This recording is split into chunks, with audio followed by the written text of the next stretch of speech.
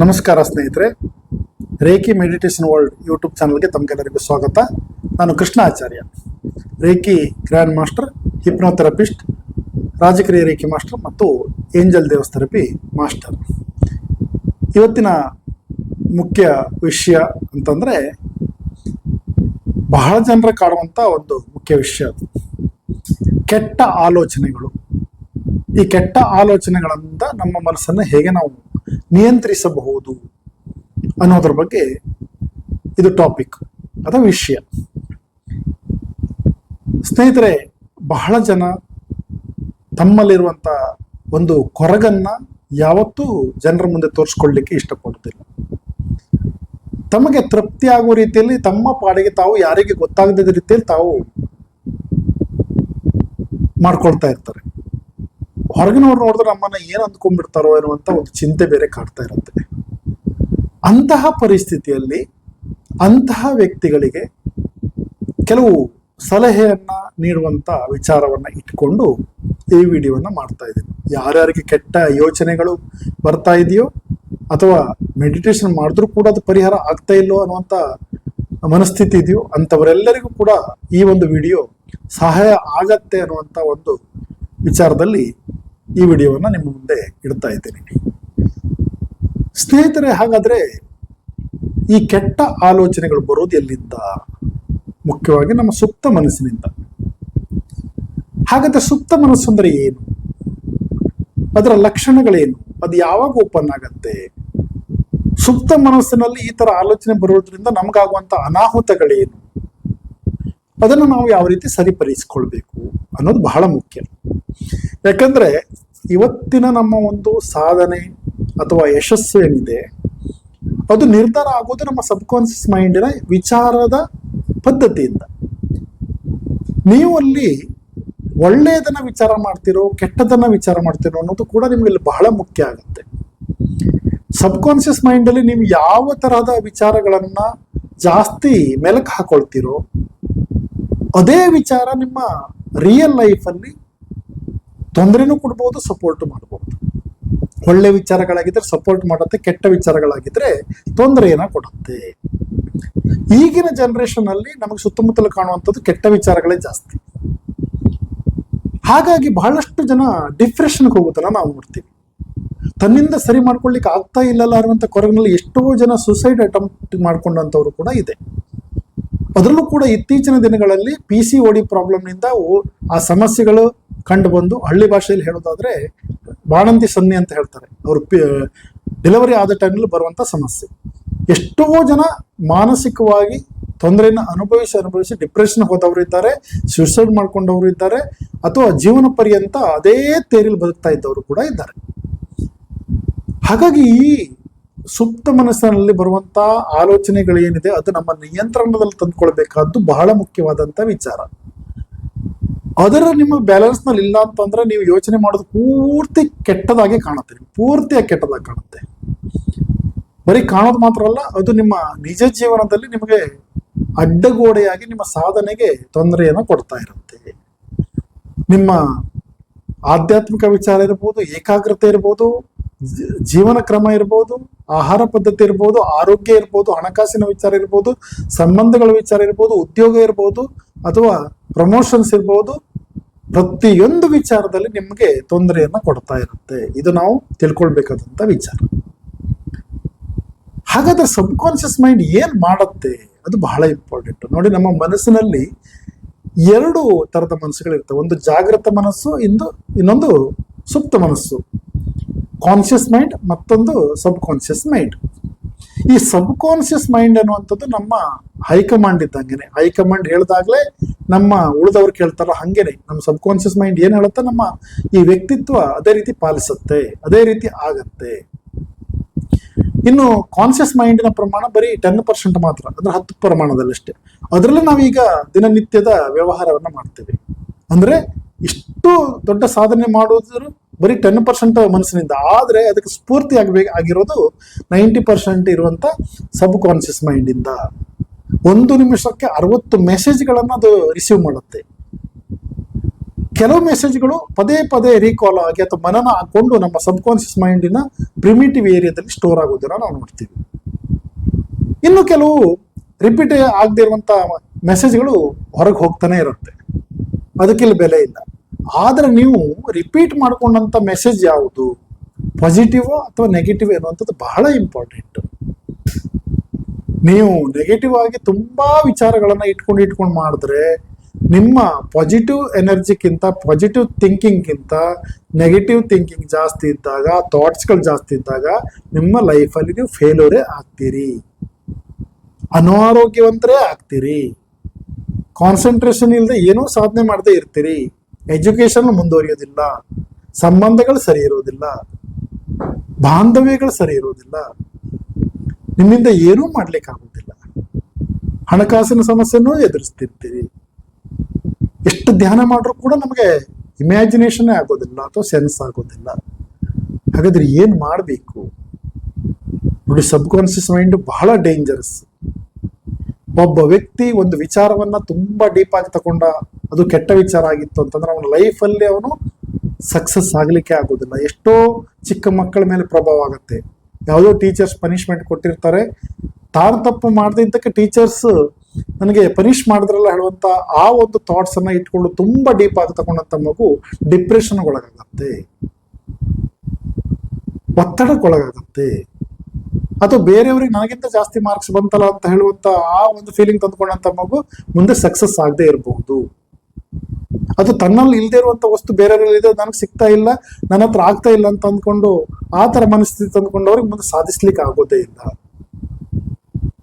ಹಾಗಾಗಿ ಒತ್ತಡಗಳು ಅಥವಾ ಈ ನೆಗೆಟಿವ್ ಥಾಟ್ಸ್ಗಳೇನಿದೆ ತುಂಬಾ ಡೇಂಜರಸ್ ಆಗಿ ನಮ್ಮ ಜೀವನವನ್ನ ನಿರ್ಧರಿಸುತ್ತೆ ಅನ್ನೋದು ವಾಸ್ತವವಾದಂತ ವಿಚಾರ. ನೀವು ನೋಡಿ, ನಿಮ್ಮ ಎದುರುಗಡೆ ಯಾರಾದ್ರೂ ಒಂದು 2 ಪ್ಲೇಟ್ನಲ್ಲಿ ಬೇರೆ ಬೇರೆ ವಸ್ತು ಅಂತಂದಿಟ್ಟು ಅದ್ರಲ್ಲಿ ಒಂದು ಉಪ್ಪಿನಕಾಯಿ ಅಂತ ಇಟ್ಕೊಳ್ಳಿ. ಆ ಉಪ್ಪಿನಕಾಯಿ ನೋಡಿದ ಕೂಡಲೇ ನಿಮ್ಮ ಬಾಯಿಯಲ್ಲಿ ನೀರು ಬರುತ್ತೆ. ಆ ನೀರನ್ನ ತಂದವರು ಯಾರು? ಅದೇ ಸಬ್ಕಾನ್ಷಿಯಸ್ ಮೈಂಡ್. ಆದರೆ ಈ ಕಡೆ ಕೇವಲ ಉಪ್ಪು ಮಾತ್ರ ಇದೆ, ಅವಾಗ ಬಾಯಲ್ಲಿ ನೀರು ಬರೋದಿಲ್ಲ. ಇಲ್ಲಿ ಉಪ್ಪಿನಕಾಯಿ ಇದೆ, ಕಾರಣ ಏನು?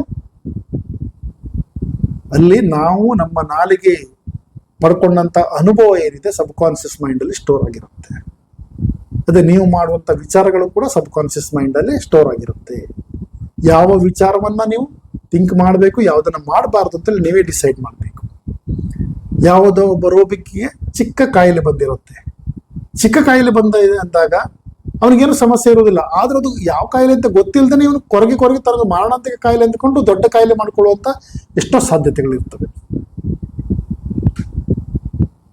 ಅದೇ ರೀತಿ ಯಾರೋ ಒಬ್ರು ಸಾಧನೆ ಮಾಡಿರ್ತಾನೆ, ಅವನು ಸಾಧನೆ ನೋಡ್ಕೊಂಡು ನನ್ನಿಂದ ಆ ಸಾಧನೆ ಆಗೋದಿಲ್ಲ, ನಾನು ಫೇಲ್ಯೂರ್ ಆಗ್ತೀನಿ ಅಂತ ಪದೇ ಪದೇ ಅವನು ಮನನ ಮಾಡ್ಕೊಳ್ಳುವಂಥದ್ದು ಏನಿದೆ, ಅವನು ಆ ಸಾಧನೆ ಮಾಡದೇ ಇರ್ಲಿಕ್ಕೆ ಅವಕಾಶ ಆಗ್ಬಿಡುತ್ತೆ.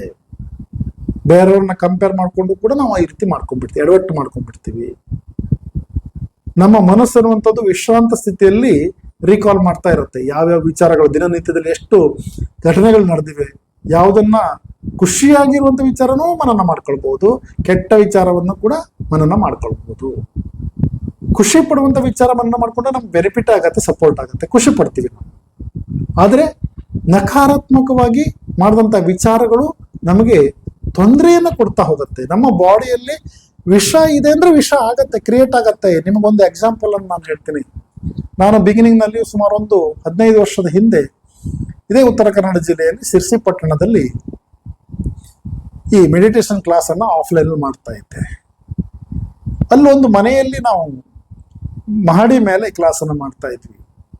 ಆ ಮಹಡಿ ಕೆಳಗಡೆ ಬೇರೆಯವರು ಬಾಡಿಗೆಗಿದ್ರು, ಆದ್ರೆ ಆ ಬಿಲ್ಡಿಂಗ್ ನ ಓನರ್ ಇರುವುದು ಬೇರೆ ಒಂದು ಪಟ್ಟಣದಲ್ಲಿ, ಅಲ್ಲೇ ಸೆಟ್ಲ್ ಆಗಿದ್ರು. ಇವರಿಗೆ ಬಾಡಿಗೆ ಕೊಟ್ಟಿದ್ರು, ಇವರು ನಮಗೆ ಬಾಡಿಗೆ ಕೊಟ್ಟಿದ್ರು ಅಲ್ಲಿ ಕ್ಲಾಸ್ ಮಾಡ್ಲಿಕ್ಕೆ. ಆದ್ರೆ ಅಲ್ಲಿ ಆ ಬಾಡಿಗೆ ಇದ್ದಂತ ಒಬ್ಬ ಅನುಭವಿ ವಯಸ್ಸಾದವರು ಒಂದು ಇನ್ಸಿಡೆಂಟ್ ಅನ್ನ ಹೇಳ್ತಾ ಇದ್ರು. ಆ ಓನರ್ ಏನಿದ್ದಾರೆ ಆ ಬಿಲ್ಡಿಂಗ್ ಅಂದು, ಅವ್ರದ್ದೊಂದು ತೋಟದ ಮನೆ ಪಕ್ಕದ ಊರಿನಲ್ಲಿ ಇತ್ತು, ಪಕ್ಕದ ಜಿಲ್ಲೆಯಲ್ಲಿ.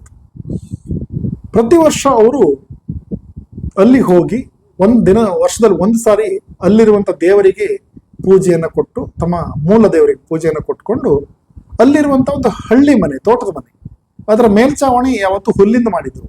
ಯಾಕಂದ್ರೆ ಅಲ್ಲಿ ರೆಗ್ಯುಲರ್ ಕರೆಂಟ್ ಅವಶ್ಯಕತೆ ಇರಲಿಲ್ಲ, ಕ್ಲೈಮೇಟ್ ತುಂಬಾ ಒಳ್ಳೆ ರೀತಿ ಇತ್ತು. ಅದರಲ್ಲೂ ಕೂಡ ಹುಲ್ಲು ಮತ್ತು ಈ ತೆಂಗಿನ ಗರಿಯಿಂದ ಮಾಡಿದಂಥ ಮೇಲ್ಛಾವಣಿ ಇದೆ, ಅದು ನ್ಯಾಚುರಲ್ ಆದ ಕ್ಲೈಮೇಟ್ ಅನ್ನ ಮೇಂಟೈನ್ ಮಾಡುತ್ತೆ. ಹಳ್ಳಿ ಕಡೆ ಇವತ್ತಿಗೂ ಕೂಡ ನೋಡ್ತೀವಿ ಕೆಲವನ್ನ, ಅಲ್ಲಿ ಈ ಕಡೆ ಜಾಸ್ತಿ ಸೆಕೆನೂ ಆಗೋದಿಲ್ಲ, ಈ ಕಡೆ ತುಂಬಾ ಚಳಿನೂ ಕೂಡ ಆಗೋದಿಲ್ಲ, ಆ ತರ ಕ್ಲೈಮೇಟ್ ಮೇಂಟೈನ್ ಮಾಡುತ್ತೆ. ಇವರು ವರ್ಷದಲ್ಲಿ ಒಂದ್ಸಾರಿ ಹೋಗುವರು, ಹಾಗಾಗಿ ಹೋದಾಗ ಆ ಮೇಲ್ಛಾವಣಿಯನ್ನ ವರ್ಷ ಬದಲಾವಣೆ ಮಾಡೋದಿರುತ್ತೆ. ಅಲ್ಲಿ ಅವರಿಗೆ ಕಾಯಂ ಆಗಿ ಸಹಾಯಕ್ಕೆ ಬರುವಂತವನು ಒಬ್ಬನು ಕೂಲಿ ಇದ್ದ, ಕಾಯಂ ಇವರ ಮನೆಯ ಕೆಲಸಗಾರ, ಇವರ ತೋಟದ ಎಲ್ಲ ವಸ್ತುಗಳನ್ನ ಸಂಗ್ರಹಿಸುವಂಥದ್ದು, ಅಲ್ಲಿ ಉಸ್ತುವಾರಿನ ನೋಡ್ಕೊಳ್ತಾ ಇತ್ತು. ಒಂದು ವರ್ಷ ಹೋದಾಗ ಏನಾಗಿದೆ ಅಂದ್ರೆ, ಆ ಮೇಲ್ಛಾವಣಿಯನ್ನ ಚೇಂಜ್ ಮಾಡುವಾಗ ಅಥವಾ ಆ ಹುಲ್ಲನ್ನ ಬದಲಾವಣೆ ಮಾಡುವಾಗ ಆ ಕೂಲಿಗೆ ಅಥವಾ ಇವರ ಮನೆ ಕೆಲಸದವನಿಗೆ ಏನೋ ಕಾಲಿಗೆ ಚುಚ್ಚಿದ ತರ ಅನುಭವ ಆಗಿದೆ, ಸ್ವಲ್ಪ ರಕ್ತ ಕೂಡ ಬಂದಿದೆ. ಅವ್ನು ನೋಡ್ತಾನೆ, ಅಲ್ಲಿ ಏನೋ ಕಾಣಿಸೋದಿಲ್ಲ, ಕೈಯಲ್ಲಿ ಒರೆಸ್ಕೊಂಡ್ಬಿಡ್ತಾನೆ, ಅಲ್ಲಿಗೆ ಮುಗೀತು. ಅವನು ಮೇಲ್ಛಾವಣಿ ಎಲ್ಲ ಸರಿ ಮಾಡಿಕೊಂಡು ಅವನು ಕೆಳಗಡೆ ಇಳಿತಾನೆ. ಇವರು ಸಹಿತ ಓನರು ಅಲ್ಲಿಂದ ತನ್ನ ಕಾರ್ಯವನ್ನು ಮುಗಿಸ್ಕೊಂಡು ಈಗಿನ ಎಲ್ಲಿ ಸೆಟ್ಲ್ ಆಗಿರ್ತಾರ ಆ ಊರಿಗೆ ಬರ್ತಾರೆ. ಅಲ್ಲಿಗೆ ಒಂದು ವರ್ಷ ಕಳೀತು. ಮಾರನೇ ವರ್ಷ ಮತ್ತೆ ಪುನಃ ಹೋಗ್ತಾರೆ. ಅಲ್ಲಿ ಹೋದಾಗ ಅದೇ ಕೂಲಿ ಅವನೇನ್ ಮಾಡ್ತಾರೆ, ಇವರ ಪೂಜೆಗೆ ಎಲ್ಲ ಅವಕಾಶ ಮಾಡಿಕೊಟ್ಟು ತನ್ನ ಸಹಾಯವನ್ನು ಮಾಡಿ ಕೊನೆಗೆ ಮೇಲ್ಛಾವಣಿ ಚೇಂಜ್ ಮಾಡ್ಲಿಕ್ಕೆ ಮೇಲೆ ಹತ್ತುತ್ತಾನೆ. ಯಾವ ಭಾಗದಲ್ಲಿ ಅವನಿಗೆ ಚುಚ್ಚಿದ ಅನುಭವ ಹಿಂದಿನ ವರ್ಷ ಆಗಿತ್ತೋ ಅದೇ ಭಾಗದಲ್ಲಿ ಹುಲ್ಲು ಸರಿ ಮಾಡುವಾಗ ಅಲ್ಲಿ ಒಂದು ಸರ್ಪ ಸತ್ತು ಒಣಗೋಗಿರುವುದು ಅವನಿಗೆ ಕಾಣುತ್ತೆ. ಇವರು ಮೇಲ್ಛಾವಣಿ ಸರಿ ಮಾಡುವಾಗ ಏನ್ ಮಾಡ್ತಾರೆ, ಹುಲ್ಲಿನನ್ನ ಸರಿ ಮಾಡುವಾಗ ಒಂದು ದೊಣ್ಣೆಯಿಂದ ಬಡಿತಾರೆ ಇವರು ಸೆಟ್ ಮಾಡ್ಲಿಕ್ಕೆ. ಇವನಿಗೆ ಸರ್ಪ ಕಚ್ಚಿದಾಗ ಹುಲ್ಲನ್ನು ಸೆಟ್ ಮಾಡ್ಲಿಕ್ಕೆ ಇವನು ಆ ಬಡಿಗೆಯಿಂದ ಬಡಿದಿದ್ದಾನೆ. ಇವನ ಬಡಿಗೆ ಏಟಿಗೆ ಆ ಸರ್ಪ ಸತ್ತೋಗ್ಬಿಟ್ಟಿದೆ, ಆದ್ರೆ ಇವನಿಗೆ ಗೊತ್ತಿಲ್ಲ. ಆದ್ರೆ ಇವನ್ಗೆ ಏನ್ ಅನ್ಸಿದೆ ಅಂದ್ರೆ, ಎರಡನೇ ಸರಿ ಅಲ್ಲಿ ಹತ್ತಿದಾಗ ತನಗೆ ಚುಚ್ಚಿದ ಭಾಗದಲ್ಲಿ ಸರ್ಪ ಕಂಡು ಕೂಡಲೇ ತನಗೆ ಕಚ್ಚಿದ್ದು ಸರ್ಪವೇ ಕಳೆದ ವರ್ಷ ಅನ್ನೋದು ಮನವರಿಕೆ ಆಯಿತು. ಕಚ್ಚಿದ್ದು 1 ವರ್ಷದ ಹಿಂದೆ, ಅದು ಮನವರಿಕೆ ಆಗಿದ್ದು 1 ವರ್ಷದ ನಂತರ. ಅದು ಮನವರಿಕೆ ಆದ ಕೂಡಲೇ ಆ ವ್ಯಕ್ತಿ ಮೇಲಿನಿಂದ ಡಬ್ ಅಂತ ಕೆಳಗಡೆ ಬಿದ್ದಿದ್ದಾನೆ, ಬಾಯಲ್ಲಿ ನೊರೆ ಬರ್ಲಿಕ್ಕೆ ಸ್ಟಾರ್ಟ್ ಆಗಿದೆ, ಇಡೀ ದೇಹ ಕಪ್ಪಾಗಿದೆ. 2 ರಿಂದ 3 ನಿಮಿಷದಲ್ಲಿ ಸತ್ತೋಗ್ಬಿಟ್ಟಿದ್ದಾನೆ. ಹಾಗಾದ್ರೆ ವಿಷ ಬಂದಿದ್ದು ಎಲ್ಲಿಂದ? ಅವನಿಗೆ ಮನವರಿಕೆ ಆದ ನಂತರ ಯಾವುದೇ ಹಾವು ಕಚ್ಚಿಲ್ಲ. ಹಾಗಾದ್ರೆ ಆ ವಿಷವನ್ನ ಕ್ರಿಯೇಟ್ ಮಾಡಿದವ್ರು ಯಾರು? ಇದೇ ಸಬ್ ಕಾನ್ಶಿಯಸ್ ಮೈಂಡ್. ಅದಕ್ಕೇನೆ ಹೇಳೋದು, ಹಿರಿಯರೆಲ್ಲ ಹೇಳ್ತಾ ಇದ್ರು, ಪ್ರತಿದಿನ ಸಂಜೆ ಹೊತ್ತಿಗೆ ನೀವು ಧ್ಯಾನ ಮಾಡಿ, ಪ್ರವಚನವನ್ನು ಕೇಳಿ, ಭಜನೆಗಳನ್ನ ಮಾಡಿ, ದೈವಿಕ ನಾಮಸ್ಮರಣೆಗಳನ್ನ ಮಾಡಿ ಅಂತ. ಕಾರಣ ಏನಂದ್ರೆ, ಇಡೀ ದಿನದಲ್ಲಿ ನಾವು ನೋಡುವಂತ ಘಟನೆಗಳಿರ್ಬೋದು, ಅಥವಾ ಯಾವುದೋ ಒಂದು ವಿಚಾರಗಳಿರ್ಬೋದು, ಕೇಳಿದಂಥ ವಿಚಾರಗಳಿರ್ಬೋದು, ಅದು ನಮಗೆ ಮರೆತು ಹೋಗಿ ಹೊಸ ದೈವಿಕ ವಿಚಾರ ಅಥವಾ ಪಾಸಿಟಿವ್ ಆದಂಥ ಎನರ್ಜಿ ನಮ್ಗೆ ಬರಲಿ ಅನ್ನೋ ಕಾರಣಕ್ಕಾಗಿ ಆ ಒಂದು ಅನುಷ್ಠಾನ ಪದ್ಧತಿಗಳು ಬಳಕೆಯಲ್ಲಿದ್ವು. ಇವತ್ತು ಅದೆಲ್ಲ ಇಲ್ಲ. ಇವತ್ತು ಮೊಬೈಲ್ ನೋಡ್ತಾನೆ ನಮ್ಮ ಕಾಲವನ್ನ ಹರಣ ಮಾಡ್ತೀವಿ. ಅದೇ ವ್ಯಕ್ತಿಗೆ ನೋಡಿ, ಆ ಸಬ್ ಕಾನ್ಶಿಯಸ್ ಮೈಂಡ್ಗೆ ಯಾವಾಗ ಅದು ನನಗೆ ಕಚ್ಚಿದ ಸರ್ಪ ವಿಷ ಏರ್ತಾ ಇತ್ತು ಅನ್ನುವಂಥ ಭಾವನೆ ಬಂತು, ಅವಾಗಲ್ಲಿ ವಿಷ ಕ್ರಿಯೇಟ್ ಆಯಿತು. ಅದೇ ರೀತಿ ನಾವು ಏನು ಅಪರ್ಮಿಷನ್ ಕೊಡ್ತೀವೋ ಸಬ್ ಕಾನ್ಶಿಯಸ್ ಮೈಂಡ್ಗೆ, ಅದೇ ನಮ್ಮ ಬಾಡಿಯಲ್ಲಿ ಕ್ರಿಯೇಟ್ ಆಗುತ್ತೆ. ನಾವು ಫೇಲ್ಯೂರ್ ಅಂದ್ರೆ ಫೇಲ್ಯೂರ್ ಆಗ್ತೀವಿ. ನಮ್ಗೆ ಅನಾರೋಗ್ಯದ್ದು ಗಂಭೀರವಾದಂಥ ಕಾಯಿಲೆ ಅಂದ್ರೆ ಗಂಭೀರವಾದ ಕಾಯಿಲೆ ಕ್ರಿಯೇಟ್ ಆಗುತ್ತೆ. ನನ್ನಿಂದ ಸಾಧನೆ ಸಾಧ್ಯ ಇಲ್ಲ ಅಂದ್ರೆ ಸಾಧನೆ ಆಗತ್ತೆ. ಯಾರಾದ್ರೂ ನಮ್ಗೆ ವಾಮಾಚಾರ ಮಾಡಿದ್ರೆ ಅಂತ ಭಾವನೆ ಬಂತು ಅಂತಂದ್ರೆ, ಯಾರು ನೋಡಿದ ಕೂಡಲೇ ನಮ್ಗೆ ವಾಮಾಚಾರ ಆಗಿದೆ ಅನ್ನುವಂಥದ್ದೇ ಫೀಲಿಂಗ್ ಬರುತ್ತೆ. ಅಥವಾ ನಮಗೆ ಪ್ರಮೋಷನ್ ಆಗೋದೇ ಇಲ್ಲ, ನಮ್ಗೆ ಜಾಬ್ ಸಿಗೋದಿಲ್ಲ ಅನ್ನುವಂಥ ಮನೋಸ್ಥಿತಿಗೆ ನೀವು ಬಂದ್ರೆ ಅದು ಸಿಗೋದೇ ಇಲ್ಲ, ಪ್ರಯತ್ನ ನಿಮ್ಮಿಂದ ಆಗೋದಿಲ್ಲ. ಬೆಳಿಗ್ಗೆ ಎದ್ದೀವಿ, 5 ಗಂಟೆಗೆ ಹೇಳ್ಬೇಕು ಅಂತ ಹೇಳಿ ಪ್ಲಾನ್ ಮಾಡ್ಕೊಂಡ್ಕೊಳ್ಳಿ. ಇನ್ನೊಂದು ಕಡೆಯಿಂದ ಅಲ್ರಾಮ್ ಕೂಡ ಸೆಟ್ ಮಾಡಿ. ಅಲ್ರಾಮ್ ಕೂಗೋಕ್ಕಿಂತ ಮೊದಲು 15 ನಿಮಿಷ ಮುಂಚೆ ನೀವೇ ಎಚ್ಚರಾಗಿರ್ತೀರಿ. ಅದು ನಿಮ್ಮನ್ನು ಎಬ್ಬಿಸೋದು ಯಾವುದು? ಅಲ್ರಾಮ್ ಅಲ್ಲ, ಬದಲಾಗಿ ಸಬ್ ಕಾನ್ಶಿಯಸ್ ಮೈಂಡ್. ಅಂದ್ರೆ ನಮ್ಮ ಸಬ್ ಕಾನ್ಶಿಯಸ್ ಮೈಂಡ್ ನಮಗೆ ಎಷ್ಟು ಅವಶ್ಯ ಅನ್ನೋದು ಇದು ಇಲ್ಲಿ ತಿಳಿಯುತ್ತೆ. ಹಾಗಾಗಿ ಈ ಕೆಟ್ಟ ಆಲೋಚನೆಗಳು ನಮ್ಮ ಸಬ್ ಕಾನ್ಶಿಯಸ್ ಮೈಂಡಿಗೆ ಬಂದಿದೆ ಅಂದ್ರೆ ಅದರಿಂದ ನಿಮ್ಗೆ ತೊಂದರೆನೇ ಕೊಡುತ್ತೆ ಬಿಟ್ಟರೆ ನಿಮ್ಗೆ ಸಪೋರ್ಟಿವ್ ಆಗಿ ಇರೋದಿಲ್ಲ. ಅದಕ್ಕೆ ಏನ್ ಮಾಡ್ಬೇಕು? ಹಾಗಾದ್ರೆ ಇಂತಹ ವಿಚಾರಗಳಿಂದ ನಮಗೆ ಹೊರಗೆ ಬರಬೇಕು ಅಂದ್ರೆ ನಮ್ಮ ಸ್ವಪ್ರಯತ್ನ ಕೂಡ ಇಂಪಾರ್ಟೆಂಟ್ ಆಗತ್ತೆ. ಸ್ವಪ್ರಯತ್ನ ಇಂಪಾರ್ಟೆಂಟು. ಪ್ರಾರಂಭದಲ್ಲಿ ಕೆಲವರು ನಿಮ್ಗೆ ಮೆಡಿಸಿನ್ ಕೊಡ್ತಾರೆ. ಈಗ ಸೈಕ್ಯಾಟ್ರಿಸ್ಟ್ ಹತ್ರ ಹೋಗ್ಕೊಂಡು ಕೂಡ ನೀವು ಮೆಡಿಸಿನ್ ಅನ್ನ ತಗೊಳ್ತೀರಿ. ಆದ್ರೆ ಅದು ನಿಮ್ಗೆ ತಾತ್ಕಾಲಿಕ ಅಷ್ಟೇ, ಅದನ್ನ ಮರಿಲಿಕ್ಕಾಗಿ ನಿಮಗೆ ಕೊಡುವಂತ ಟ್ರೀಟ್ಮೆಂಟ್. ಆದ್ರೆ ಹೋಗ್ತಾ ಹೋಗ್ತಾ ನ್ಯೂರೋ ಸಿಸ್ಟಮ್ ಅನ್ನ ಡ್ಯಾಮೇಜ್ ಮಾಡಿಬಿಡತ್ತದು. ಹಾಗಾಗಿ ಅಂತಹ ಪದ್ಧತಿಗಿಂತ ಹೆಚ್ಚಾಗಿ ಸ್ವತಃ ನೀವು ಕೆಲವು ಪ್ರಯತ್ನದಿಂದ ನೀವು ಮಾಡಬಹುದು. ಅಂದ್ರೆ ಸಂಜೆ ಹೊತ್ತಿಗೆ ಏನಾದ್ರೂ ಒಳ್ಳೊಳ್ಳೆ ಪುಸ್ತಕಗಳನ್ನ ಓದೋದ್ರಿಂದ, ಆನಂತರ ವಿಹಾರಗಳನ್ನ ಮಾಡೋದ್ರಿಂದ, ಎಲ್ಲಿ ಸಂಜೆ ಹೊತ್ತಿಗೆ ಫ್ರೆಂಡ್ಸ್ ಒಟ್ಟಿಗೂ ತಿರುಗಾಡೋದ್ರಿಂದ, ಆ ನಂತರ ಭಜನೆಗಳಿಂದ ಅಥವಾ ಧ್ಯಾನಗಳಿಂದ, ಓಂಕಾರವನ್ನು ಹೇಳೋದ್ರಿಂದ, ದೈವಿಕ ಸ್ಥಾನದಲ್ಲಿ ನಾವು ಭಾಗಿಯಾಗೋದ್ರಿಂದ, ಕಾರ್ಯಕ್ರಮಗಳಲ್ಲಿ ಭಾಗಿಯಾಗೋದ್ರಿಂದ ನಾವು ಮಾಡ್ಬೋದು. ಅದು 1-2 ದಿನದ ಒಂದು ಸಪೋರ್ಟ್ ಆಗ್ಬೋದು. ಅದರ ನಿರಂತರವಾಗಿ ಮಾಡ್ತಾ ಹೋದಾಗ ಸ್ವಲ್ಪ ಬೆನಿಫಿಟ್ ಆಗುತ್ತೆ. ಆದ್ರೆ ಇದೆಲ್ಲದಕ್ಕಿಂತ ಹೆಚ್ಚಾಗಿ ನೀವು ಸ್ವತಃ ಸೆಲ್ಫ್ ಹಿಪ್ನೋಟಿಸಮ್ ಅನ್ನು ಮಾಡ್ಕೊಳ್ಬಹುದು. ಇದು ಒಳ್ಳೆ ಮಾರ್ಗ ಅಂತ ನಾವು ಹೇಳ್ಬೋದು. ಅದು ಹೇಗೆ, ಯಾಕೆ ಅನ್ನೋದು ವಿಷಯ ನೋಡಿ. ಸಬ್ಕಾನ್ಷಿಯಸ್ ಮೈಂಡ್ ಅನ್ನು ನಾವು ಓಪನ್ ಮಾಡುವಂತ ಒಂದು ಟೆಕ್ನಿಕ್ಸ್ ಇರುತ್ತೆ, ಕ್ಲೋಸ್ ಮಾಡುವಂಥದ್ದು ಕೂಡ ಒಂದು ಟೆಕ್ನಿಕ್ಸ್ ಇರುತ್ತೆ. ಸಬ್ಕಾನ್ಷಿಯಸ್ ಮೈಂಡ್ ಅನ್ನುವಂಥದ್ದು ಯಾವತ್ತೂ ಓಪನ್ ಕ್ಲೋಸ್ ಆಗ್ತಾನೆ ಇರುತ್ತೆ. ಅದು ಕಪ್ಪೆ ಬಾಯಿ ತೆಗಿಯೋದು ಕ್ಲೋಸ್ ಮಾಡೋದು ಮಾಡುತ್ತಲ್ಲ, ಅದೇ ರೀತಿ ಆಗ್ತಾ ಇರುತ್ತೆ. ಓಪನ್ ಆದ ಸ್ಥಿತಿಯಲ್ಲಿ ನಾವು ಏನು ನೆನಪುಗಳನ್ನು ಹಾಕ್ತೀವೋ ಅದಲ್ಲಿ ಸ್ಟೋರ್ ಆಗುತ್ತೆ. ಪದೇ ಪದೇ ಅದು ರೀಕಾಲ್ ಆದಾಗ ಆ ಪ್ರಿಮಿಟಿವ್ ಏರಿಯಾದಲ್ಲಿ ಬಾಟಮ್ ಅಲ್ಲಿ ಸ್ಟೋರ್ ಆಗಿಬಿಡುತ್ತೆ. ನಮ್ಮ ಪಾಸ್ಟ್ ಲೈಫ್ ರೆಕಾರ್ಡ್ಸ್ಗಳೆಲ್ಲ ಇರೋದು ಅಲ್ಲೇನೆ. ಹಾಗಾಗಿ ಈಗ ನಾವು ಈ ಸಬ್ಕಾನ್ಷಿಯಸ್ ಮೈಂಡ್ ಅನ್ನ ಒಂದು ಹಂತದವರೆಗೆ ಓಪನ್ ಆಗೇ ಇಟ್ಕೊಂಡು ಒಳ್ಳೆ ವಿಚಾರಗಳನ್ನ ತುಂಬುತ್ತಾ ಹಳೆಯ ವಿಚಾರಗಳಲ್ಲಿ ಏನು ಸ್ಟೋರ್ ಆಗಿದೆ ಅದನ್ನ ಹೊರಗಾಕುವಂತ ಒಂದು ಪದ್ಧತಿ ಇದೆ. ಅದನ್ನ ಸೆಲ್ಫ್ ಹಿಪ್ನೋಟಿಸಮ್ ಅಂತ ಕರಿತೀವಿ. ಪಾಸ್ಟ್ ಲೈಫ್ ರಿಗ್ರೆಷನ್ ಅಲ್ಲ, ನಾನು ಹೇಳ್ತಿರೋದು ಸೆಲ್ಫ್ ಹಿಪ್ನೋಟಿಸಮ್ ಅಂದ್ರೆ ಸ್ವತಃ ಆತ್ಮ ಸಂಮೋಹನ ಪದ್ಧತಿ. ಅದನ್ನ ಮಾಡ್ಕೊಳ್ಳೋದು ಹೇಗೆ, ಅದನ್ನ ನಾವು ಇಲ್ಲಿ ಟೆಕ್ನಿಕ್ಸ್ ಅನ್ನ ಕಲಿಸ್ಕೊಡ್ತೀವಿ. ನಿಮ್ಗೆ ಪ್ರಾಕ್ಟಿಕಲ್ ಆಗು ಮಾಡಿಸ್ತೀವಿ. 2 ತರದ ಪ್ರಕಾರ ಬರುತ್ತೆ. ಒಂದು ನಿಮಗೆ ನೀವು ಮಾಡ್ಕೊಳ್ಳುವಂಥದ್ದು, ಇನ್ನೊಂದು ಬೇರೆಯವರಿಗೆ, ನಿಮ್ಮ ಕುಟುಂಬದಲ್ಲಿ ಯಾರಿಗಾದ್ರೂ ಕೂಡ ಇತರ ಮಾಡ್ಬೋದು. ಅದಕ್ಕೊಂದು ಆಡಿಯೋ ಕೂಡ ಕೊಡ್ತೀವಿ. ಸ್ವತಃ ಯಾರಿಗೆ ಮಾಡ್ಕೊಳ್ಳಿಕ್ಕೆ ಆಗೋದಿಲ್ಲ ಆ ಆಡಿಯೋವನ್ನು ಕೂಡ ಬಳಸ್ಕೊಂಡು ಮಾಡಬಹುದು. ನೋಟ್ಸ್ ಅನ್ನು ಕೂಡ ಕೊಡ್ತೀವಿ.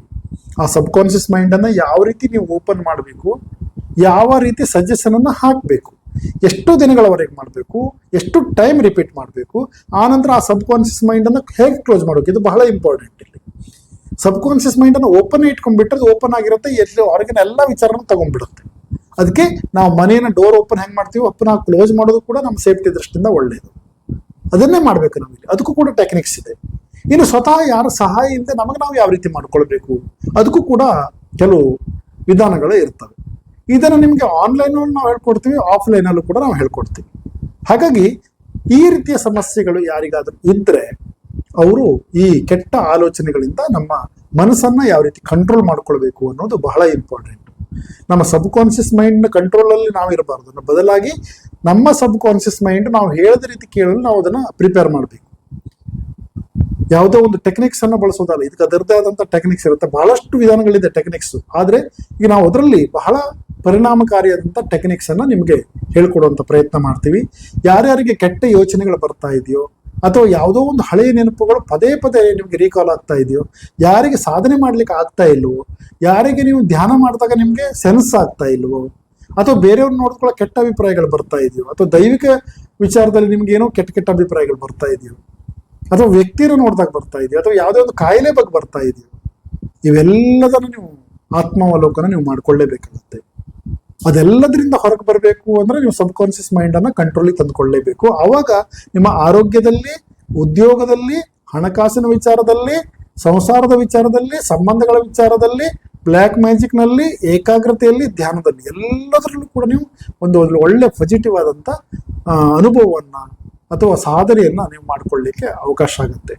ಹಾಗಾಗಿ ಈ ಕೆಟ್ಟ ಆಲೋಚನೆಗಳಿಂದ ನಮ್ಮ ಮನಸ್ಸನ್ನು ಯಾವ ರೀತಿ ನಿಯಂತ್ರಣ ನೀವು ಮಾಡ್ಕೊಳ್ಬೇಕು ಅನ್ನುವಂಥ ವಿಷಯದ ಬಗ್ಗೆ ನಿಮಗೆ ಕ್ಲಾಸನ್ನು ನಾವು ಬೇಕಾದರೆ ಮಾಡಿಕೊಡ್ತೀವಿ. ಸುಮಾರು 2 ತಾಸುಗಳ ಟೈಮ್ ಕ್ಲಾಸ್ ಇರುತ್ತದು. ಗೂಗಲ್ ಮೀಟಲ್ಲಿ ನಾವು ಮಾಡಿಕೊಡ್ತೀವಿ, ನೋಟ್ಸನ್ನು ಕೊಡ್ತೀವಿ, ಆಡಿಯೋ ಕೊಡ್ತೀವಿ, ಅದನ್ನು ನಿಮ್ಗೆ ಕೊರಿಯರ್ ಮಾಡ್ತೀವಿ. ಸ್ವತಃ ನೀವು ಯಾವ ರೀತಿ ಮಾಡ್ಬೋದು, ಬೇರೆಯವ್ರಿಗೆ ಯಾವ ರೀತಿ ಮಾಡ್ಬೋದು, ಒಂದೇ ಲೆವೆಲ್ ಇರುತ್ತೆ ಪ್ರೊಫೆಷನಲ್ ಆದಂಥದ್ದು. ನಿಮಗೆ ನೀವು ಬಳಸ್ಕೊಳ್ಬೋದು, ಬೇರೆಯವ್ರಿಗೆ ಕೂಡ ಬಳಸ್ಕೊಳ್ಬೋದು. ಹಾಗಾಗಿ ಇದನ್ನು ಕಲ್ತ್ಕೊಂಡು ನಿಮ್ಮ ಉಜ್ವಲ ಭವಿಷ್ಯಕ್ಕೆ ಏನು ಅಡೆತಡೆ ಆಗಿದೆಯೋ ಅದನ್ನು ನೀವು ಸರಿ ಮಾಡ್ಕೊಳ್ಬೋದು. ಹಾಗಾಗಿ ಈ ಕೆಟ್ಟ ಆಲೋಚನೆಗಳಿಂದ ನಿಮ್ಮ ಮನಸ್ಸನ್ನು ನಿಯಂತ್ರಣ ಮಾಡುವಂಥ ಹಲವಾರು ಟೆಕ್ನಿಕ್ಸ್ಗಳನ್ನು ನಿಮಗೆ ನಾವು ಹೇಳ್ಕೊಡ್ತೀವಿ. ಅದರಲ್ಲಿ ಕೆಲವು ಎಕ್ಸ್ಪೆರಿಮೆಂಟು, ಎಕ್ಸಾಂಪಲ್ಸು, ಈ ಕೆಟ್ಟ ಆಲೋಚನೆಗಳು ಬರೋದ್ರಿಂದ ಏನೇನು ಸಮಸ್ಯೆ ಆಗಿದೆ ಅನ್ನೋದ್ರ ಬಗ್ಗೆ ಬಹಳಷ್ಟು ಉದಾಹರಣೆಗಳಿವೆ. ಈ ಒಂದು ವಿಡಿಯೋದಲ್ಲಿ ನಾವು ಅಷ್ಟನ್ನು ಹಾಕ್ಲಿಕ್ಕೆ ಆಗೋದಿಲ್ಲ. ಹಾಗಾಗಿ ನಿಮ್ಗೆ ಕ್ಲಾಸಲ್ಲಿ ಮಾಡಿಕೊಡ್ತೀವಿ. ಮತ್ತು ರಿಪಿಟೇಷನ್ಗಳು ಕೂಡ ಇರ್ತವೆ. ನಿಮಗೆ ಯಾವಾಗಾದ್ರೂ ನಿಮ್ಗೆ ಡೌಟ್ ಇದೆ ಅಂದರೆ ಬೇರೆಯವ್ರ ಕ್ಲಾಸ್ ಇದ್ದಾಗ ನಿಮಗೆ ಲಿಂಕನ್ನು ಕೊಡ್ತೀವಿ. ಆವಾಗ ನೀವು ಪುನಃ ಜಾಯಿನ್ ಆಗಿ ನಿಮ್ಮ ರಿಪಿಟೇಷನನ್ನು ಮಾಡ್ಕೊಳ್ಬೋದು. ಹಾಗಾಗಿ ಯಾವುದೇ ರೀತಿ ತೊಂದರೆ ಇಲ್ಲ. ಮತ್ತು ರಿಪಿಟೇಷನ್ಗೆ ಮತ್ತೆ ಎಕ್ಸ್ಟ್ರಾ ಚಾರ್ಜಸ್ ಏನೂ ಇರೋದಿಲ್ಲ. ಮೊದಲು ಮಾಡ್ಕೊಂಡವರಿಗೆ, ಸಂದೇಹ ಇದ್ದವರಿಗೆ ರಿಪಿಟೇಷನ್ಗೆ ಲಿಂಕ್ ಕೊಡ್ತೇವೆ ನೀವು ರಿಕ್ವೆಸ್ಟ್ ಹಾಕಿದಾಗ. ಹಾಗಾಗಿ ಈ ಮೆಥಡನ್ನು ನೀವು ನಿಮ್ಮ ಜೀವನದಲ್ಲಿ ಅಳವಡಿಸಿಕೊಳ್ಳಿ. ನಿಮ್ಗಾಗ್ತಾ ಇರುವಂತ ಮಾನಸಿಕ ಸಮಸ್ಯೆಯಿಂದ ಹೊರಗೆ ಬನ್ನಿ, ಕೆಟ್ಟ ಯೋಚನೆಗಳಿಂದ ಹೊರಗೆ ಬನ್ನಿ, ಜೀವನವನ್ನ ಮುಂದಿನ ಹಂತದಲ್ಲಿ ಸುಧಾರಿಸಿಕೊಳ್ಳಿ ಅಂತ ಹೇಳ್ತಾ ಸರ್ವೇ ಜನ ಸುಖಿನೋ ಭವಂತು. ಇಲ್ಲಿ ತನಕ ಈ ವಿಡಿಯೋವನ್ನ ವೀಕ್ಷಣೆ ಮಾಡಿದ ನಿಮಗೆ ಎಲ್ಲರಿಗೂ ಪುನಃ ನಮಸ್ಕಾರವನ್ನು ಮಾಡ್ತಾ ವಿಡಿಯೋ ಮುಗಿಸ್ತಾ ಇದ್ದೀನಿ. ನಮಸ್ಕಾರ.